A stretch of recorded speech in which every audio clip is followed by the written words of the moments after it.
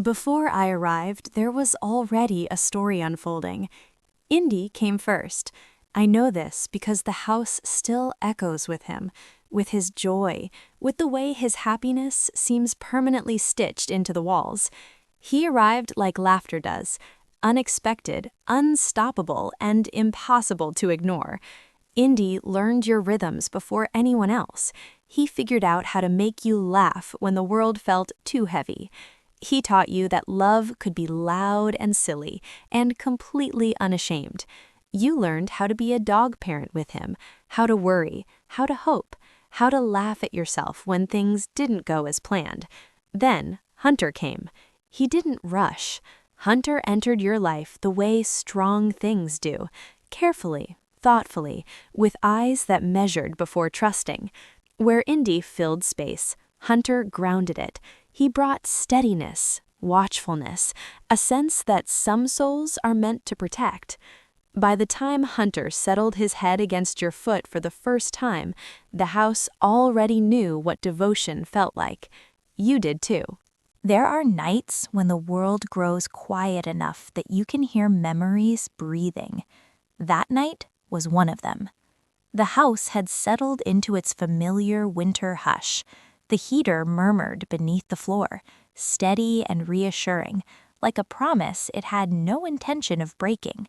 Christmas lights blinked softly along the walls, their reflections turning the windows into dark mirrors filled with warmth instead of night. I lay on my blanket near the couch, the good one, the one that smells like road dust, pine needles, and all of us, and watched you cradle your mug between both hands. You weren't cold. I knew that. This was something else. You stared ahead, eyes unfocused, your thoughts traveling somewhere far beyond the room. Indy was already asleep, sprawled across the rug like happiness that had finally tired itself out. One paw twitched, as if he were running in his dreams, chasing snow or joy or both at once.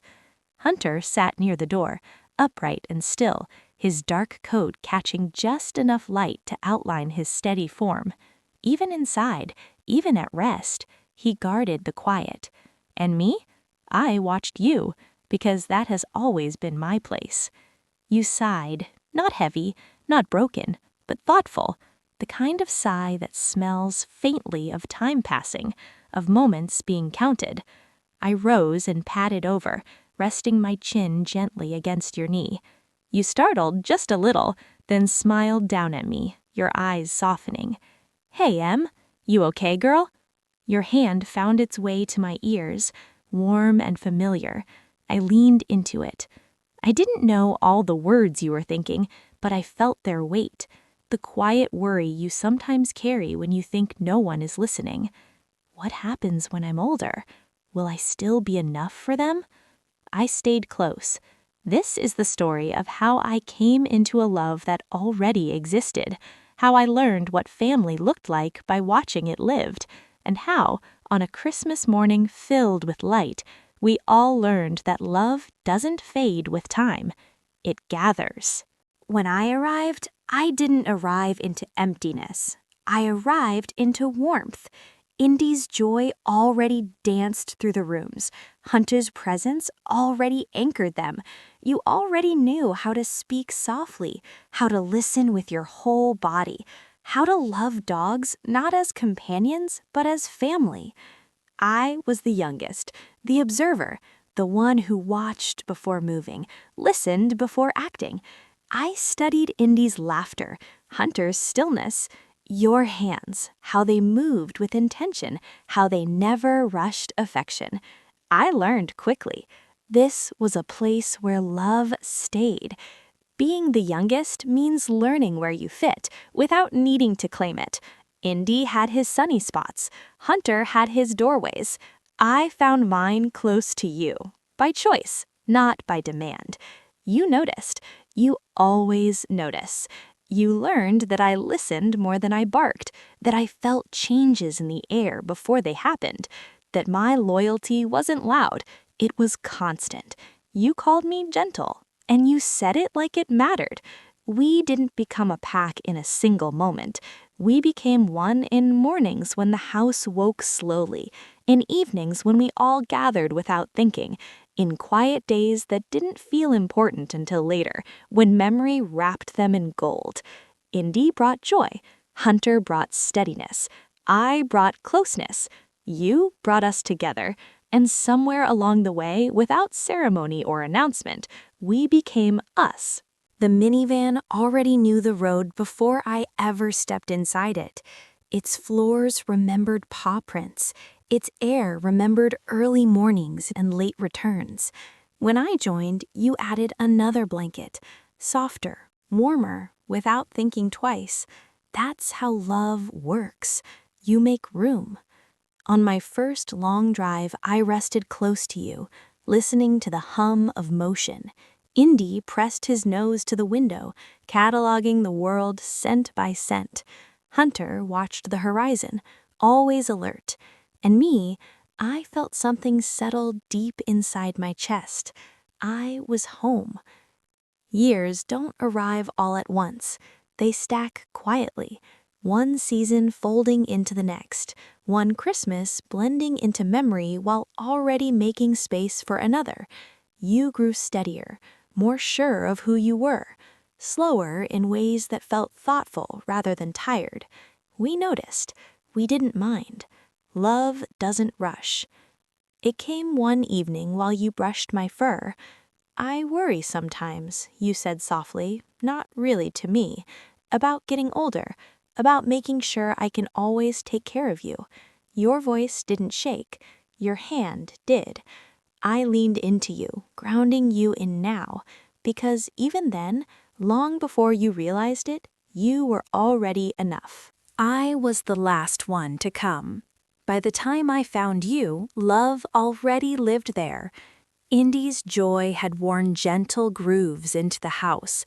His laughter, yes, laughter, because some dogs laugh without sound, still lingered in the corners of rooms. He knew every path through your days, every way to make you smile when the world pressed too hard. Hunter's presence had already settled deep into the bones of the place. He had claimed the quiet watchfulness, the space between safety and danger. He was the one who listened when things went wrong outside, the one who made sure nothing crossed the threshold without permission. And then there was you. You had already learned how to love dogs, not the idea of dogs, but us, our rhythms, our needs, the way devotion doesn't always look the same from one heart to another. When I arrived, I didn't come to an empty house. I came to a family. At first, I stayed quiet. I watched Indy move through life like it was a celebration. I watched Hunter observe before he acted, weigh before he trusted. I watched you, how your voice softened when you spoke to us, how your hands never rushed. I learned who I needed to be by watching who you already were. Being the youngest means learning patience early. Indy had already claimed the sunniest spots. Hunter had already claimed the doorways. I found my place close to you, not by demand, but by gravity. You noticed. You always notice. You learned that I listened before I moved, that I felt things deeply, sometimes before they happened, that my loyalty wasn't loud, it was constant. You called me gentle, but gentleness is not weakness. It is awareness, and you saw that. Indy loves with his whole body. He loves like every day might be the best one yet. He greets mornings like miracles and treats snow like it was invented just for him. He forgives instantly. He trusts completely. When things are hard, Indy doesn't dwell. He reminds you to breathe. I learned joy by watching him, how happiness doesn't need permission, how laughter can live after sorrow. You once told him, scratching behind his ears, "I don't know what I'd do without you." He wagged like the world had just made sense. Hunter loves quietly. He loves with vigilance, with presence, with patience that never asks for applause. He positions himself where he can see everything, outside, inside, and sometimes even into you. He knows when your heart is heavy before your voice does. When storms come, real ones or the kind that live inside, Hunter is already there, standing between you and whatever tries to shake your peace. I learned steadiness by watching him. I learned that love doesn't always need words. By the time I joined you, the minivan already knew the way. Its floors were familiar with paw prints. Its air carried memories of early mornings and late returns. You added another blanket when I came, softer, warmer, without thinking twice. That's how love works. You make room. I remember my first long ride, my head tucked close to your side, listening to the hum of movement. Indy shifted restlessly, eager for wherever we were going. Hunter watched the road like it might reveal secrets. And me? I felt something settle inside my chest. This was where I belonged. Time doesn't announce itself. It layers, one winter over another, one birthday after the next, one Christmas blending into memory while already making space for the next. You changed in small ways. Your hair caught more light. Your movements grew more deliberate. You laughed just as freely, but you rested more too. We noticed. We didn't mind. Love adapts. My first Christmas with you was gentle. Lights glowed softly. The tree smelled like forest. You wrapped gifts with care, pausing often to smile at us like we were already enough. Indy couldn't sit still. Hunter watched the door. I stayed near your feet, absorbing the warmth of the season. When snow fell that night, you opened the door just long enough for us to feel it, cold and clean and full of wonder. This, you said softly, is everything. You were right. As years passed, the worry came more often, not loudly, quietly. Sometimes you looked at us when you thought we weren't watching. Sometimes you sighed mid-thought and shook your head like you could scare the fear away. You worried about your body keeping up, about your hands staying strong, about being enough. I wish you could hear what we hear. Your love doesn't weaken, it deepens. We don't measure you by speed, or strength, or years. We measure you by consistency, by how you show up every day, by how you choose us again and again. You think caring means carrying. Sometimes it means being present, and you always are.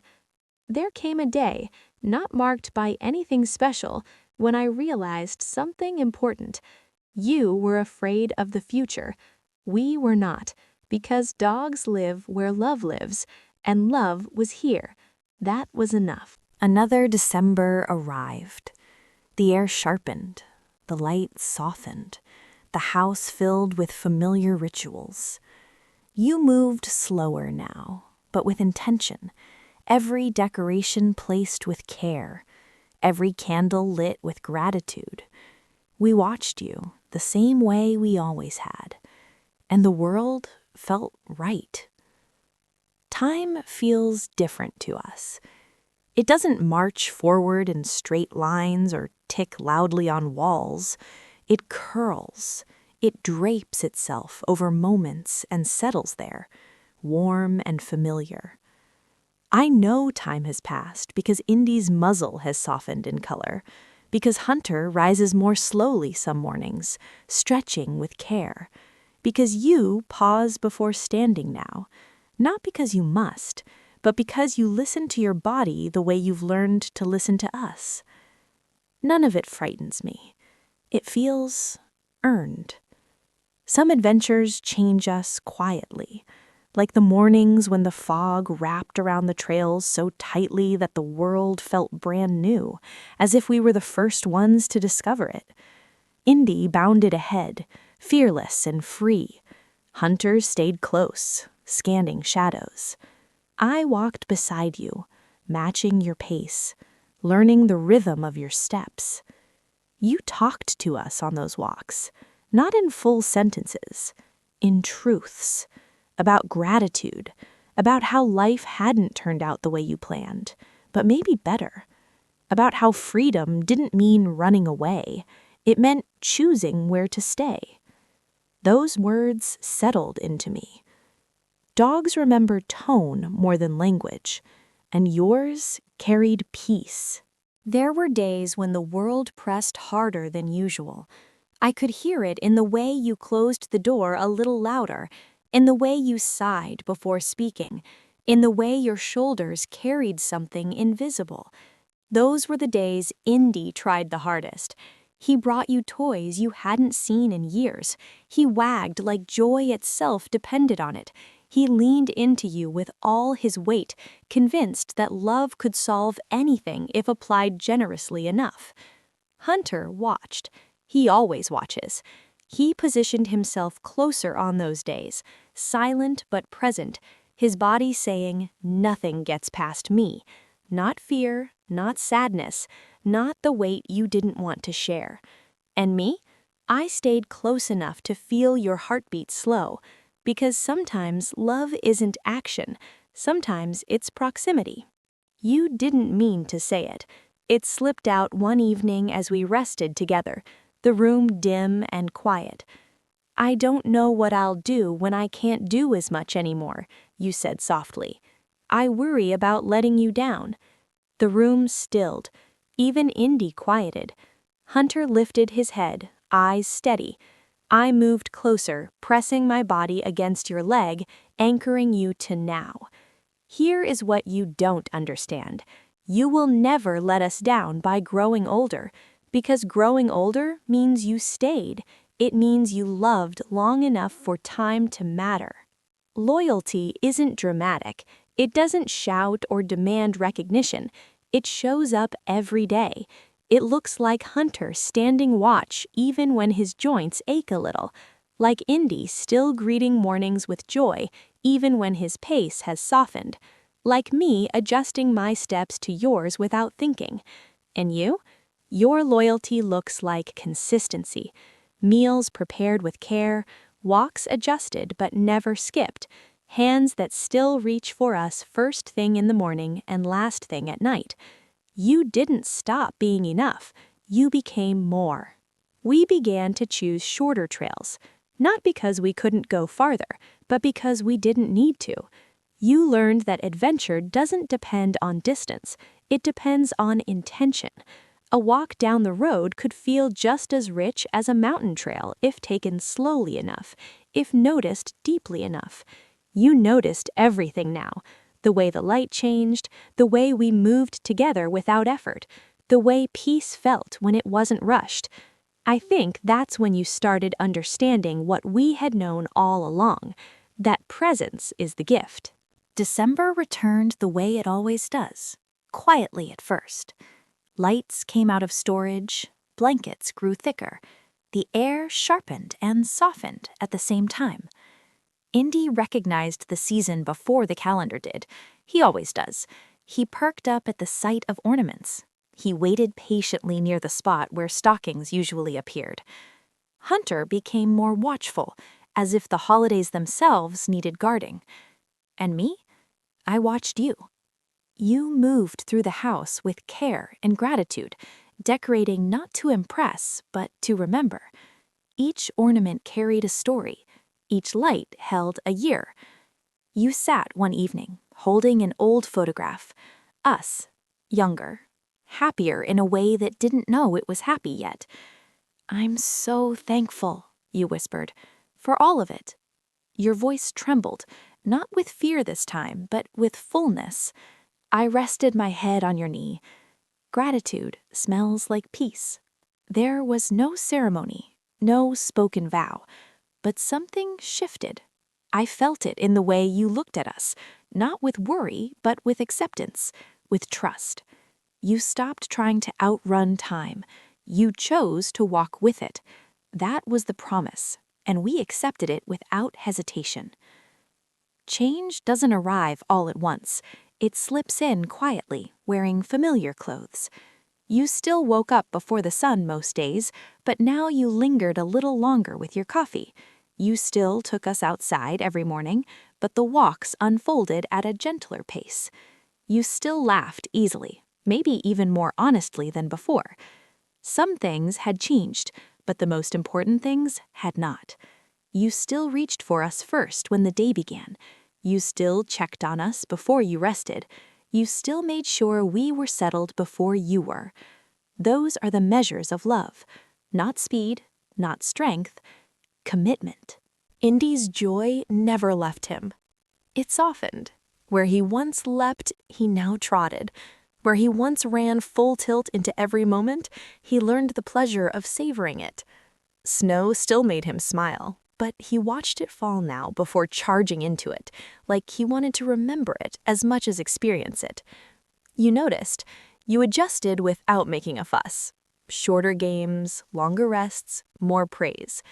Indy didn't mind, because joy isn't about motion, it's about feeling loved, and he always did. Hunter carried age with dignity. He never complained, he never asked for special treatment. He simply adapted, the way guardians do. He rested more deeply, he chose his positions carefully, always where he could still see everything that mattered. Sometimes you worried about him. You hid it well, but we see everything. You knelt to his level more often now, resting your forehead against his, whispering gratitude into his fur. He accepted it with calm certainty. Love doesn't frighten him, it grounds him. Being the youngest means becoming the witness. I remember Indy's wild beginnings, Hunter's steady arrival, your learning curve, how you worried at first about doing everything right, and how over time you realized that love was already enough. I grew up inside that knowing. I learned that family isn't something you build once, it's something you choose daily. That's why I stay close to you, not because I'm afraid, but because I understand. It came back briefly, as worries sometimes do. One night, you sat at the table long after dinner, hands folded, eyes distant. What if one day I can't do this? You asked the room. What if I can't lift them, or drive as far, or keep up? You weren't asking for answers. You were asking for reassurance. I came to you quietly and rested my head against your chest. Indy joined on the other side. Hunter positioned himself behind you, solid and steady. We formed a circle. This is how we answer fear, together. Here is the truth, spoken gently. You do not owe us youth. You do not owe us endless strength. You owe us love. And you have already paid that debt in full, over and over again, with interest. We don't fear your future, because we trust your heart. Christmas Eve came wrapped in quiet. Snow dusted the ground lightly, as if the world didn't want to disturb the peace. The house glowed warmly, filled with the scents of pine and food and memory. You moved through the evening slowly, intentionally. You lit candles, you prepared our meals with the same care you always did. You spoke softly, as if the night itself were listening. Indy dozed near the tree. Hunter kept watch near the window. I stayed close to you, my presence stitched into your movements. This wasn't a night of anticipation, it was a night of gratitude. Before bed, you sat on the floor with us, not because you had to, because you wanted to. You wrapped your arms around fur and warmth and life, pressing your cheek against my head. "Thank you," you whispered, "for choosing me." I wish you knew how backwards that is, but I let it go, because love doesn't need correcting. The house settled into sleep. Snow continued to fall. The world held its breath, and for the first time in a long while, your worries rested too. Christmas morning did not rush in. It arrived slowly, like it knew better. Light filtered through the windows in pale gold ribbons, touching the edges of the room without demanding attention. The snow outside lay untouched, soft and perfect, as if the world had been reset overnight. I woke before you did. I always do. Indy slept deeply, his breathing even and calm, his dreams gentler now than they once were. Hunter rested near the door, eyes half open, aware even in sleep. I watched you for a long moment before moving, your face peaceful, free from the lines worry sometimes left behind. You looked rested. That mattered. When you finally stirred, it wasn't with urgency, it was with contentment. You stretched slowly, listening to your body, and smiled when you saw us waiting. "Merry Christmas," you whispered. The words settled into the room like a blessing. There was no chaos that morning, no rush, just small, meaningful things done with care. You brewed coffee and let the aroma fill the house.